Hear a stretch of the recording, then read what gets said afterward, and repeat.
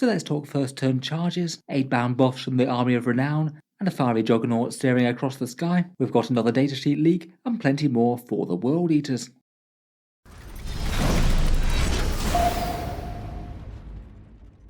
Hello and welcome back to Auspex Tactics, where today we're talking World Eaters once more. And today we've got another combination of two different leaks, one for the datasheet for Lord Invocatus, who does look like he's going to be really quite an interesting choice for the army, and another one with a slew of details about the Army of Renown, a few relics and an interesting buff that you can give to the 8-bound. Once more, these leaks all come from the World Eaters Discord server. They do seem to be serving them up at fairly regular intervals. The datasheet basically looks like it's one of their digital drafts that they send out to playtesters. The Army of Renown rules are just a text leak though, not impossible that they could be made up, though my instincts are that these probably will represent fairly closely what we get in the end codex. Not impossible a few minor changes might be made between playtesting and Games Workshop actually publishing, but they should give us some broad thrust of the rules. Let's talk about the fiery Skyborn Lord Invocatus to start with, and then move on to the Army of Renown. So first up, for Lord Invocatus, we do basically have the vast majority of his datasheets. I think that the only thing that's missing is his power level, though we do know that he's supposedly going to be 160 points as per the previous points leak. He's an HQ choice for the World Eaters army, and he is a special unique character who is an actual named one. The generic version of him is the other thing that you can build from that kit, which is just a generic lord on a juggernaut. Statline wise, he's fairly mighty, as you'd probably expect for a fairly expensive, big and scary character of Khorne. He moves 12 inches on that juggernaut, hits on 2s at range and in melee, is strength and toughness 6, 8 wounds, 7 attacks, leadership 9 and a 2+ save with a 4+ invul from his sigil of corruption. Overall fairly chunky, a very decent amount of attacks, and pretty tough as well at 8 wounds and the 2+ armor. He's certainly not going to be taken down by any sort of small arms. You're going to need some dedicated firepower with at least a fair bit of AP to punch through that many wounds at that good save. Keywords wise, he's a cavalry character, so normally would have some issues with jumping around terrain and things, but not this guy, as due to his lore he gets the fly keyword. Despite all appearances, apparently that juggernaut gets born aloft on tongues of flame. He seems to have a bit of a supernatural element about him. Maybe he spent a bit too much time in the warp. I must admit I would have found it kind of unexpected to see that hefty juggernaut hurtling through the sky somehow, but apparently that's going to be happening. Maybe it jumps really high over ruined walls and things. In any case, it probably shapes him up to be one of the single most mobile units in the entire book, moving very quickly and charging what he wants. Maybe the only danger is maybe outpacing the other models nearby him. Otherwise, he has the demon keyword, so will be takeable in that Army of Renown, Khorne, World Eaters, Heretic Astartes, and interestingly enough, a keyword called Butcher Astartes. That sounds like an equivalent of the Thousand Suns and the Death Guard ones. They got Bubonic and Arcana. Weapons-wise, Lord Invocatus gets the basic Space Marine kit, frag and crack grenades, and a bolt pistol. His weapons are an axe called Coward's Bane, and also the bladed horn of the Juggernaut. Unlike Chaos Demons, the World Eaters take their bladed horns of the Juggernauts very seriously. He's even mounted a chainsaw on his. Coward's Bane, the axe is strength user, so strength 6, AP -3 and damage 2. It gets to ignore invul saves, and I kind of wonder if that's why it gets its namesake. You're not going to be able to cower behind any sort of arcane protection against this thing, it just cuts straight through things. Still though, does seem like a bit of a funny name for a weapon. Most of the cowards probably aren't the ones that you really need to fear too much on the battlefields of 40k, I guess. According to the other leaks, this will be the only way that they get to ignore invuls in the codex, and Gron doesn't get it or anything, but of course he just has a ridiculous amount of attacks that are just going to overwhelm most things anyway. Otherwise, he gets an extra 3 attacks at strength user, AP -2 and damage 1 with the bladed horn each time he fights, so usually he's going to be having at least 10 attacks, maybe +1 with the World Eater's trait if he charges or was charged. And I guess if the World Eater's trait is correct as rumoured, those attacks will be made at strength 7, not strength 6. Overall, just on his raw melee profile, he does look very scary, having a character lurking in the ranks who can jump pretty far and also cut through enemy characters' arcane defences does make him pretty nice as a countercharge unit. I could imagine him just jumping forward and wrecking, say, a whole load of Space Marines with storm shields, or a character with a 4+ or 3+ invul. He is going to be a little bit lacking against really heavy targets though. Anything with either -1 damage or a toughness of 8 is going to give him a pause.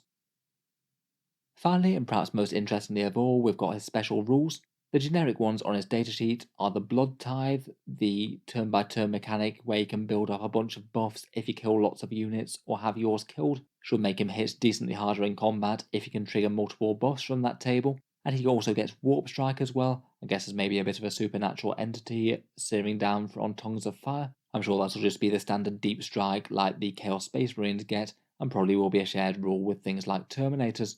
More importantly though, his base buffing ability is called Leading the Charge. It looks like a really good buff for World Eater's army, to be honest. It's a 6-inch aura of World Eater's core unit getting an extra plus 2 inches to normal moves or advances, and I feel like that might be one of the single most important buffs in the World Eater's army. I feel like it's generally not going to be the amount of melee damage when they get to combat that makes or breaks them. It's probably whether or not they actually reached combat in the first place, and perhaps the more important things for that is how fast they move or how tough they are. This would have even things like standard berserkers zooming around at 8 inches, plus maybe an advance if they can't get a charge off that turn. And the fast moving units like the Eightbound, presuming that they do have the core keyword, they'd be rocketing along at 11 inches and still able to charge. That's really quite a decent threat range, to be honest, and will perhaps make up a bit for World Eaters not really getting much other fast melee, say missing out on things like Raptors or Bikers.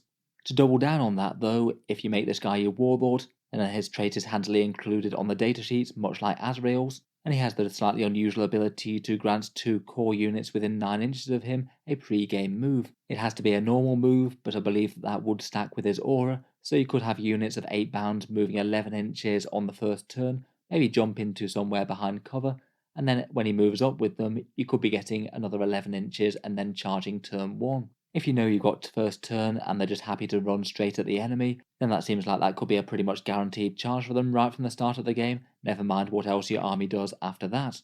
Certainly seems pretty helpful for the World Eaters to have the enemy fighting for their lives within their own deployment zone before the game's basically even started for them. Overall, with that kind of trait going, I could see this guy being a very popular pick to be a Warlord. Even if you happen not to get first turn, you could just use the move to get your unit safe behind terrain, whether it's in your deployment zone or the midfield, and that movement boost has a very good chance to add up to more successful charges over the course of the game, and that to a very capable melee stat line, and he is looking rather strong. I guess perhaps the only issue with him is that it sounds like you wouldn't be able to have that Warlord trait in play and also have Angron in your army. According to the leaks, there's no way to buy in an extra Warlord trait, so if Angron's in your army, then he needs to be the Warlord, and that would mean that you'd miss out on Lord Invocatus's. Seems like you'd have to choose by taking the respawning melee greatness that is Angron versus taking Lord Invocatus and getting a big move for some of your units. I feel like even that choice could give a big difference in flavour to a World Eaters list. Overall though, generally looks great. I'd be surprised if he wasn't a fairly competitive choice for World Eaters once we know the full codex details. Moving on though, that's very much not all for the World Eaters today, as we've got a few more important details for the Army of Renown of the Disciples of the Red Angel. Now we do know a fair bit about this one already. This one's basically Angron's demonic alliance. Angron must be the warlord, and then for the rest of the army you've only got the choice of a few different units, demon keyworded units within the World Eaters Codex plus Lamb Raiders, and then Khorne Demons units from Codex Chaos Demons as well. According to the leaker, units with a demonic keyword are basically demon engines, demon princes, and apparently the generic Lord on the Juggernaut also counts, as would Lord Invocatus of course, but otherwise it would lock out things like World Eaters, Khorne Berserkers, Terminators, and those new Jackal models. Spawn wouldn't be able to be fielded either. In general, the flavour of the detachment really seems to be focused on supporting and making those new 8-bound models scary. Perhaps the cynical side of me is just a little bit thinking that this looks like a bit of a sales tactic to get more 8-bound in people's hands. The formation does look pretty interesting on paper though, as well as allowing a mixed force of Khorne Demons and the demonic units from the World Eaters Codex. It seems like one of the main draws is to swap out the generic World Eaters stratagems to a bunch of supported ones, which we'll mention in just a second. Otherwise though, in terms of new details today, apparently one 8-bound unit within the army gets a selectable once per army buff. Again, we'll cover the options in just a second, but on top of that, you also get to access a choice of one of 3 different relics within the army, though you wouldn't have an enormous amount of choice of characters to put them on, either the Demon Prince or the Lord on the Juggernaut. The ones that you can choose are a durability upgrade relic that's name wasn't provided. That one gives you a +1 to saving throws and +1 wound. Not sure if the Juggernaut Lord also gets the 2+ save the same as Lord Invocatus does, but if he does, then that's a pretty decent boost for the +1 save. If the rumours do turn out to be false as well, and Armour of Contempt does stay, that'll be even more important. Otherwise, the second relic is a Demon Prince shooting upgrade, basically making the Hellforged bolt weapon of the Demon Prince into an Assault 2d6 flamer. Apparently the attacks auto hit, but they didn't actually give us the profile for the flame attack, so depending on how much strength, AP and damage it gets, really does depend whether or not it's worth it. Just by the fact that that relic is apparently a thing though, it does sound like the World Eaters Codex will actually be representative of the new Demon Prince model. I was kind of surprised when Codex Chaos Demons and Chaos Space Marines before it didn't make any reference to that Warp Bolter upgrade that the new Demon Prince model could be built with. Just seemed kind of strange that they wouldn't include that when the model was coming out and that had that new bit. I guess it might weirdly mean that World Eaters Demon Princes are temporarily a bit shootier than their contemporaries in the other factions. Otherwise, the last one's a melee upgrade of some sort. The bearer can nominate a visible enemy unit for 4 rerolls to wound against them, and again I must admit the leak isn't enormously helpful for this. If it's just at the start of the game, then it's probably a fairly bad upgrade. If it's the start of every turn, then it's probably quite good, though we don't know whether it's just range or melee or not either. I would probably guess melee if I had to make a bet. Overall, it's really kind of hard to weigh them up with so little details. None of them seem outright bad though. I guess the question would more be whether or not it's actually worth taking a generic character compared with say Angron and Lord Invocatus for the move boost, even if he isn't getting that pre-game move Warlord trait. As mentioned, it sounds like Lord Invocatus wouldn't be able to take that, as Angron has to be the Warlord, so there's no way to buy more in. Otherwise, the second part of the Army of Renown rumours is that there'll be one buff for 8-bound units, and again with the text leak it wasn't 100% clear as to how this is doled out unfortunately. From the leak it sounded like it was just literally a single upgrade for one unit in the army, not something that all 8-bound units get, but I think we would need more information for proper clarification.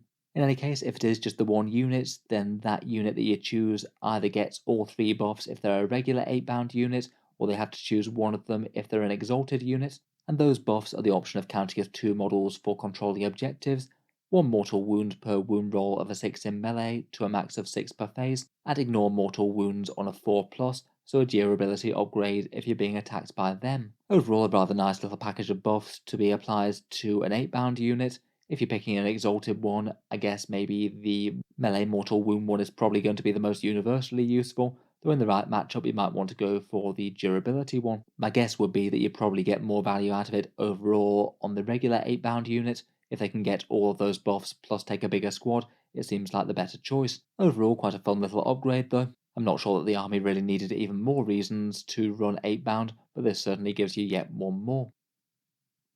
Otherwise, as mentioned, you trade out your generic World Eater stratagems for these 8 Disciple stratagems that we've already talked about in a previous video. There's a few different interesting ones. Out of the whole set overall, I think perhaps some of my favourites are the one where you get to consolidate 6 inches when the enemy falls back.